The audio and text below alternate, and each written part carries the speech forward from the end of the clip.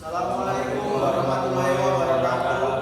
Kami dari kelompok 1 izin mempresentasikan hasil kerja kami yang berjudul yaitu pengertian asas, tujuan, dan sifat hukum tenaga kerja.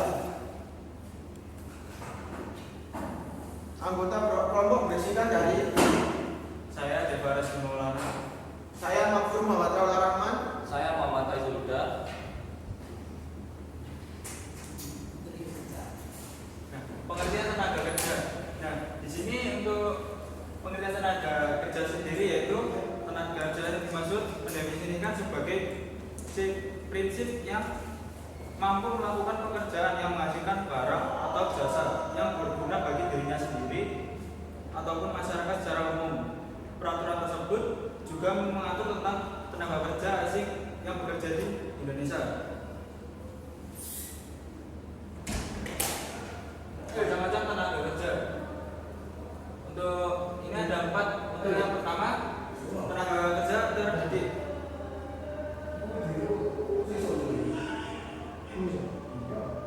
Tenaga kerja terdidik adalah tenaga kerja adalah seorang yang mengetahui dan keahlian yang pada suatu bidang tertentu. Pengetahuan ini umumnya diperoleh melalui pendidikan formal yang mereka tempuh. Contohnya dokter, pengacara, notaris, dan sebagainya. Untuk tenaga kerja yang terlatih, salah satu contohnya yang seseorang dalam bidang ahli seperti ahli bedah, ahli forensik, dan ahli autopsi. Tenaga kerja yang tidak terdidik dan tidak terlatih adalah tenaga kerja yang pada dasarnya pekerjaannya dilakukan tidak mengharuskan seorang diri memiliki keahlian atau kewajiban tertentu. Contohnya adalah pembantu rumah tangga, buruh panggul, barang, dan sebagainya. Yang selanjutnya bukan tenaga kerja. Pengertian sendiri yang dijabarkan sebelumnya. Tidak semua orang bisa mendefinisikan sebagai tenaga kerja. Contohnya adalah seorang anak yang berusia kurang dari 15 tahun dan seorang yang berumur lebih dari 64 tahun, ibu rumah tangga, pelajar, dan lain sebagainya. untuk selanjutnya adalah tujuan tenaga kerja. Tujuan tenaga kerja itu apa sih? Tujuannya untuk membantu perusahaan untuk meraih hasil tertentu, meningkatkan sumbangan produktivitasnya terhadap perusahaan agar karyawan tersebut atau tenaga tersebut lebih kreatif dan lebih inovatif dalam suatu pekerjaan. Selanjutnya untuk menciptakan suasana dan hubungan kerja yang lebih baik, komisar harmonis dan serasi di antara karyawan baik secara vertikal atau horizontal.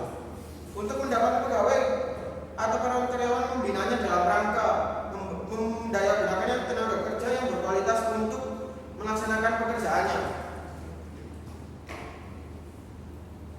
Asas-asas tenaga kerja. Asas-asas tenaga kerja itu ada 4, yaitu asas manfaat. Asas manfaat adalah kita sebagai tenaga kerja itu yang kita hasilkan itu harus bermanfaat bagi diri kita sendiri dan diri orang lain agar kedepannya lebih baik hasilnya. Selanjutnya adalah asas usaha bersama dan kekeluargaan. Asas usaha bersama dan kekeluargaan itu adalah asas yang dibangun atau dilaksanakan secara bersama dalam lingkaran lebih dari 2 orang.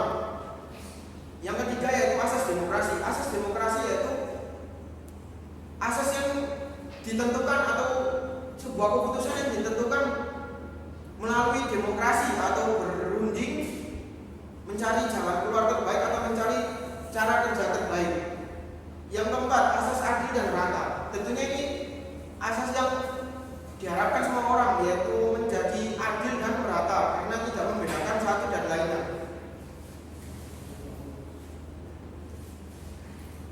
Sifat hukum tenaga kerja bisa kita lihat di sini ada 2. Untuk hukum mengatur itu ciri utama dari hukum ketenaga kerjaan yang sifatnya mengatur, yang ditandai dengan adanya aturan yang tidak sepenuhnya memaksa.